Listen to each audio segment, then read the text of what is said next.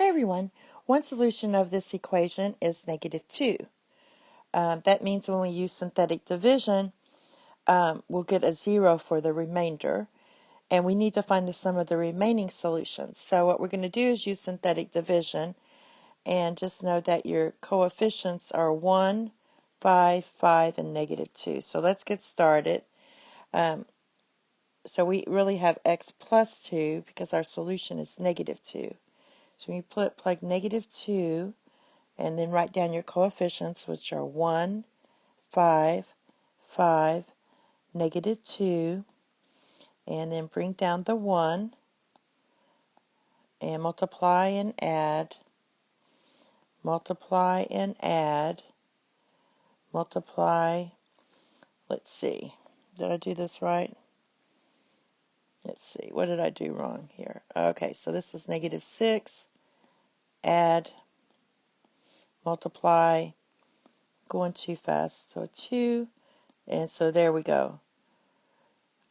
So there's our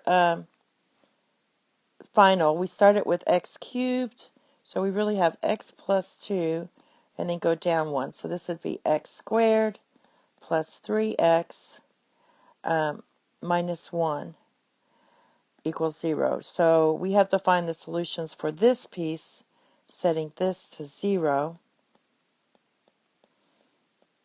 And we can't factor it, so we're going to use the quadratic formula. The quadratic formula is x equals -b plus or minus square root of b squared minus 4ac divided by 2a.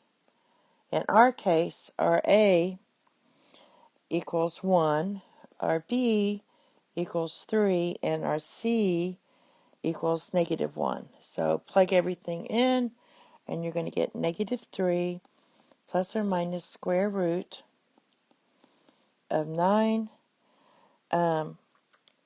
plus 4ac. So it's going to be minus 4 AC, so it's going to end up being plus 4 all over 2 times a, which is just 2.